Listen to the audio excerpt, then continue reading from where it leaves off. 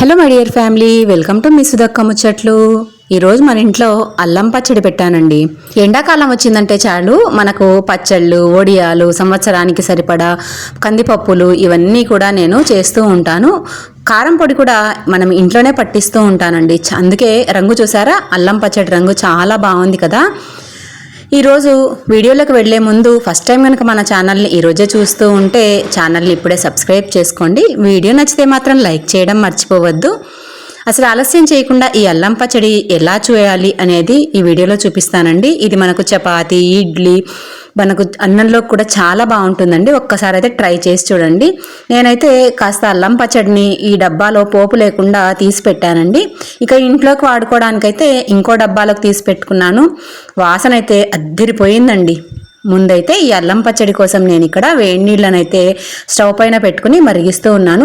Stove off చేసిన తర్వాత ఒక పిడికెడు చింతపండును వేసానండి. పుల్లలు అన్నీ కూడా వేరు చేసుకున్న తర్వాత చింతపండును ఇక అలాగైతే నాననివ్వాలి. అది నానేలోపు స్టవ్ పైన బాండ్లీని పెట్టేసి ఒక్క హాఫ్ టేబుల్ స్పూన్ ఆయిల్ని వేశాను. తర్వాత మెంతుల్ని వేశానండి. మనం ఈ పౌడర్ని రెడీ చేసుకొని ఇంట్లో గనక ఉంచుకుంటే అల్లం పచ్చడి అప్పటికప్పుడు కూడా చేసుకోవచ్చండి. మెంతులు కొంచెం వేగిన తర్వాత ఒక టేబుల్ స్పూన్ మినపప్పును, అలానే ఒక్క పావు టీ స్పూన్ కన్నా కూడా తక్కువగానే ధనియాలను అయితే వేసుకున్నానండి. ధనియాలు వేసుకోవడం వల్ల ఈ అల్లం పచ్చడి మంచి ఫ్లేవర్తో చాలా బాగుంటుంది. అన్నీ వేసిన తర్వాత వీటిని దొరగా వేయించేసుకొని వేరే గిన్నెలోకి అయితే మార్చుకోవాలి. తర్వాత అల్లాన్ని నేనైతే ఇక్కడ పొట్టుతో సహా వేస్తూ ఉన్నానండి. మీకు పొట్టు కనుక నచ్చకపోతే పొట్టు అంతా కూడా తీసేసుకొని కూడా వేయచ్చు. కాకపోతే నేను ఇక్కడ పొట్టుతోనే నీట్గా వాష్ చేసేసుకొని మట్టంతా పోయిన తర్వాత నీట్గా ఈ పొడి క్లాత్తోని తుడిచేస్తూ ఉన్నాను. తుడిచి వీటిని బిళ్ళలు బిళ్ళలుగా కట్ చేసుకుంటానండి. ఫ్యాన్ కింద కాసేపు మనం అట్లానే పెంచేసుకున్నామంటే దాంట్లో తడంతా కూడా పోతుంది. ముందైతే మిక్సీ జార్ని తీసుకుంటూ ఉన్నాను. మిక్సీ జార్లోకి ముందుగానే మనం వేయించి పెట్టుకున్నాం కదా, అవన్నీ కూడా వేసేసుకుంటూ ఉన్నాను. మిక్సీ జార్లోకి వేసిన తర్వాత వాటిని చల్లారేంత వరకు కూడా నేను మూతను పెట్టకుండా పక్కన పెట్టేశాను.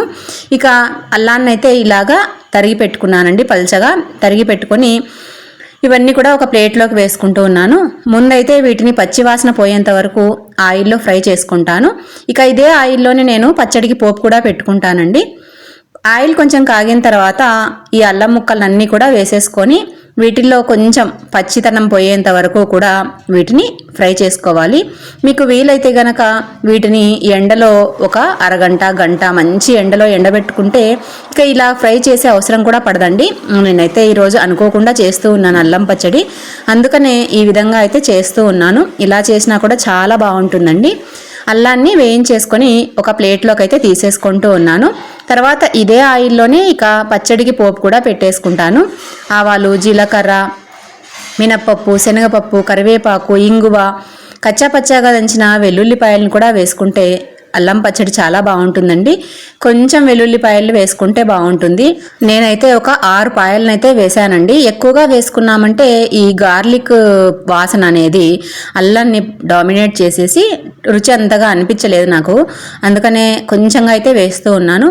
ఎండుమిరపకాయలని ఈ విధంగా తుంచేసుకొని ఇక ఇవన్నీ కూడా కొంచెం దూరగా వేగుతూనే మనం స్టవ్ ఆఫ్ చేసుకున్నామంటే ఇక ఆ వేడికే బాగా కాగిపోతాయండి. ఇప్పుడైతే మిక్సీలో వేసినవి అన్నీ కూడా చల్లారిపోయాయి. ఇందులోకైతే మనం కావాల్సిన ఉప్పు కారాలన్నీ వేసుకుందాము. 1.5 కప్పుల వరకు ఉప్పును తీసుకున్నానండి. నేను రాళ్ల ఉప్పును ఎండలో ఎండబెట్టుకొని పొడి చేసుకున్నాను. ఈ ఉప్పు అయితే నాకు పచ్చళ్లకు చాలా బాగుంటుందండి. ఇక టేబుల్ సాల్ట్ వేసుకుంటే నాకు అంత పెద్దగా రుచి అనిపించట్లేదు, అందుకనే రాళ్ల ఉప్పునే వేసుకున్నాను.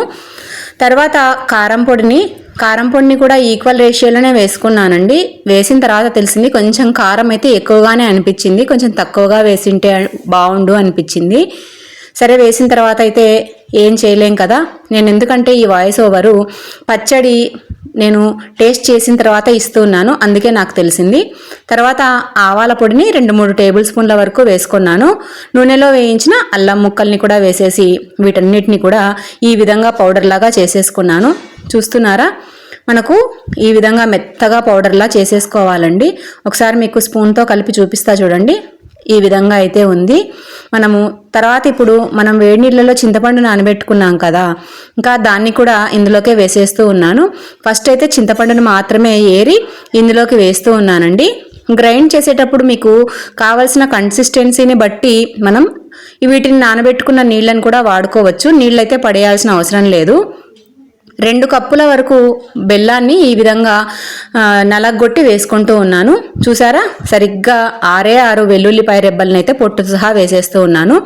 అన్నీ వేసి మూతను పెట్టేసి ఇలాగా మెత్తగా గ్రైండ్ చేసుకోవాలండి. అసలు ఈ విధంగా గ్రైండ్ చేస్తూ ఉంటేనే ఇల్లంతా కూడా వాసన అయితే చాలా బాగుంటుందండి. అసలు అల్లం పచ్చడి చాలా రోజులైంది, మీకు కూడా చూపించినట్టు ఉంటుంది కదా అని చెప్పి ఈరోజైతే షేర్ చేస్తూ ఉన్నాను. అల్లం పచ్చడి చూస్తున్నారా, అసలు చూస్తూ ఉంటే నోట్లో నీళ్లు ఊరుతున్నాయి కదా. చాలా బాగుందండి, రంగు రుచి చాలా బాగుంది.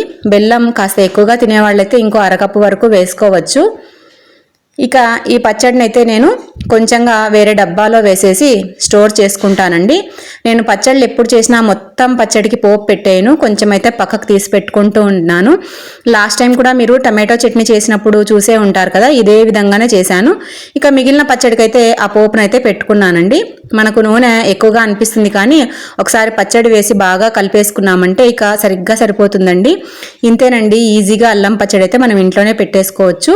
ఈ అల్లం పచ్చడి మనకు ఇడ్లీల్లోకి కానీ చపాతీల్లోకి కానీ నోరు బాగాలేనప్పుడు వేడివేడి అన్నంలో కొద్దిగా అల్లం పచ్చడి వేసుకొని నెయ్యి వేసుకొని తిన్నామంటే అసలు నాలుక రుచి అనేది చాలా బాగా తెలుస్తుందండి. తప్పకుండా ఈ విధంగా ట్రై చేసి మీకు ఎలా కుదిరిందనేది తప్పకుండా కమెంట్ చేసి నాతో అయితే షేర్ చేసుకోండి. మరిన్ని ఇలాంటి రెసిపీస్ మీరు చూడాలి అనుకుంటే ఛానల్ని ఇప్పుడే సబ్స్క్రైబ్ చేసుకొని సపోర్ట్ అయితే ఇవ్వండి. మరొక మంచి వీడియోతో మళ్ళీ మీ ముందుంటుంది మీ సుధక్క. అంతవరకు సెలవు.